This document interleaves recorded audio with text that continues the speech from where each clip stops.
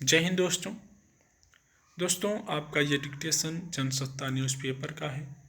तो आप लोग इस डिक्टेशन को लिखिए और कमेंट करके हमें बताइए कि आपकी कितनी मिस्टेक्स हुई है और आपको ये डिक्टेशन कैसा लगा। अगर अभी तक आपने चैनल को सब्सक्राइब नहीं किया है तो सब्सक्राइब कर लीजिए और बेल आइकन प्रेस कीजिए ताकि आप कोई भी डिक्टेशन मिस ना करें।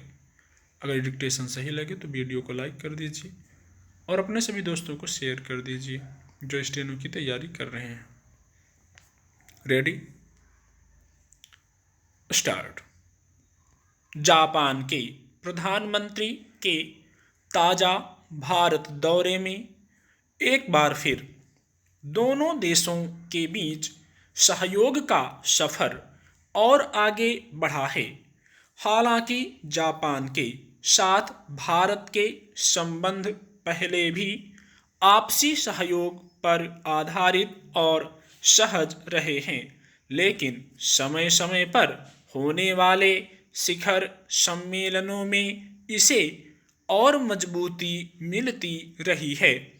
सोमवार को दोनों देशों के प्रधानमंत्रियों के बीच हुई बातचीत में सबसे अहम पहलू वैश्विक रणनीतिक साझेदारी के विस्तार का संकल्प है, जिसे शांतिपूर्ण, स्थिर और समृद्ध हिंद प्रशांत के लिए बेहद महत्वपूर्ण कहा जा सकता है। साथ ही हाल के वर्षों में द्विपक्षीय संबंधों में हुई प्रगति की समीक्षा और रक्षा उपकरण सहित प्रौद्योगिकी सहयोग, व्यापार, स्वास्थ्य और डिजिटल साझेदारी पर विचारों का आदान प्रदान दरअसल वक्त की जरूरत है। यह छिपा नहीं है कि बीते कुछ समय से विभिन्न स्तर पर चीन की ओर से जारी गतिविधियों की वजह से हिंद प्रशांत क्षेत्र में कैसी चुनौतियां खड़ी हो रही हैं। भारत के सामने वक्त रहते इस जटिलता को समझना और उसी मुताबिक अपने हित में कदम उठाना कई वजहों से जरूरी है।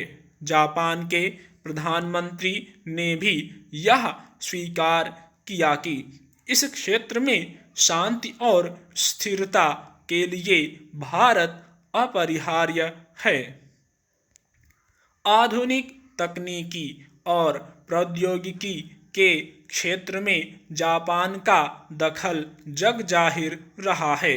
हालांकि अपनी क्षमता होने के बावजूद भारत को इसका अतिरिक्त लाभ मिलता रहा है, लेकिन रणनीतिक मोर्चे पर भी जापान के साथ सहयोग में मजबूती लाने की कोशिशों के संकेत समझे जा सकते हैं।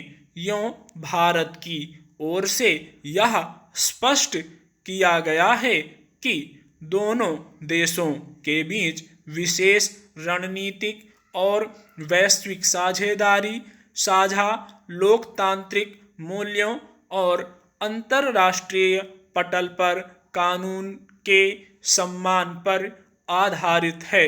पिछले कुछ सालों से वैश्विक परिदृश्य जिस तरह बदल रहा है, उसमें अलग अलग देशों के बीच खड़े होने वाले नए समीकरणों का सिरा भविष्य में बनने वाली दुनिया से जुड़ा हुआ है। साफ देखा जा सकता है कि महाशक्ति माने जाने वाले से लेकर विकासशील देशों के बीच बहुस्तरीय सहयोग के नए ध्रुव बन रहे हैं और इस दिशा में अमूमन सभी देश सक्रिय हैं। इस बीच अंतर्राष्ट्रीय कूटनीतिक जगत में भारत की जैसी जगह बनी है, उस पर दुनिया के तमाम देशों की निगाह टिकी हुई है।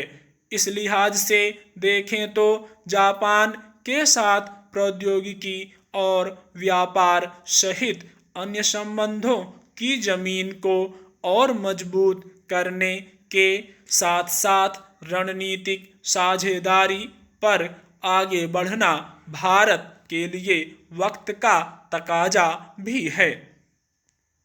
इसके अलावा दुनिया तेजी से जिस तकनीक आधारित व्यवस्था की ओर बढ़ रही है, उसमें नई या आधुनिक प्रौद्योगिकी की अहमियत का अंदाजा लगाना मुश्किल नहीं है। स्टॉप।